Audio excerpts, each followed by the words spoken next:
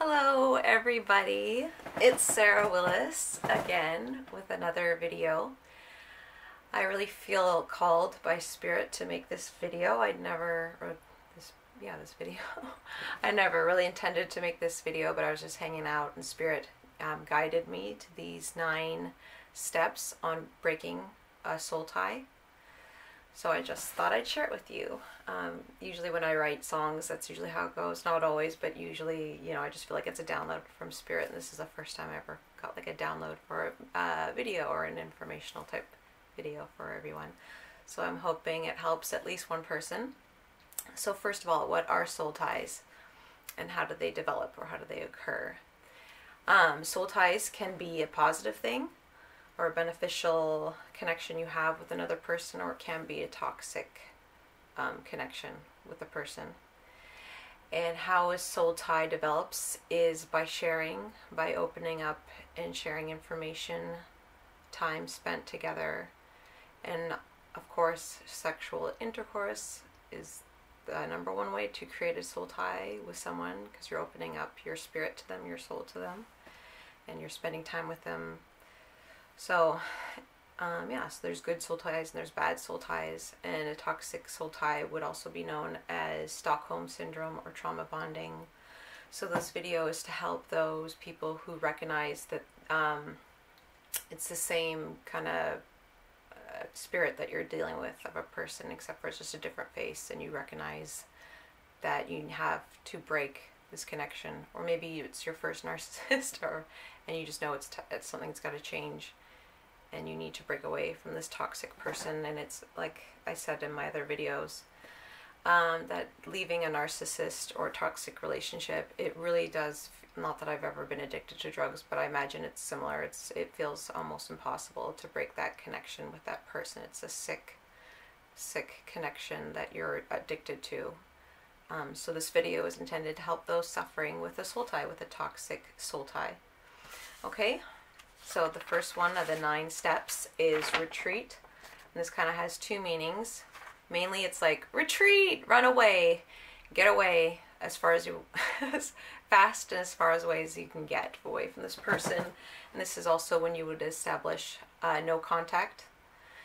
And it also, the other meaning is retreat as in like a spa, like a getaway. Think of like a retreat, but we'll get more to that later. So #1, mainly it's just get away from that person, retreat.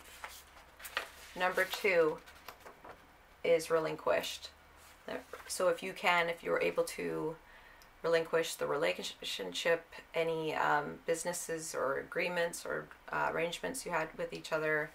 I know some people won't be able to relinquish all contact because they may have children together, but get rid of agreements, undo agreements, so divorce, and any belongings that you received from this person, just get rid of it. There's energy attached to those belongings, and you just do not want that energy in your life, in your home. So get rid of everything that you can, that you are able to do so. The 3rd step is renounce, and that's when we actually speak into the physical reality, our words, that you will not tolerate this anymore, however you want to say it in your words, but you sever all connections with this person.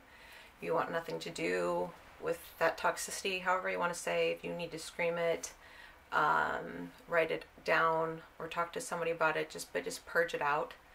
And our words have so much power. So when you say that, it severs that cord that's tied with them. So it's really important to renounce, rebuke, and get it out as many times as you need to, that you do not want to tolerate this toxicity any longer. And the next step is repent. And it's really important, I guess, before you repent, to really understand how you got into this soul tie with this person. So I really recommend this book. It's called The Human Magnet Syndrome, and it really is this magnetic dance that we do in these relationship dynamics. So I highly recommend you read that book to really understand how you got to this place. But repent, ask God's forgiveness to forgive you to tolerating this toxicity, and that you allowed it to destroy your well-being or whatever happened. Just ask for forgiveness. Next step is reconnect. Turn your heart and your mind back to God, back to source, back to the universe, however whatever label you label it as, but connect back to that source. And the next step is receive, and expand your consciousness and your heart awareness that this love exists and it's there for you at any time. Just reconnect and receive, believe and receive, and just enjoy the love, God's love and mercy and grace and forgiveness, and rejoice. That's my next step.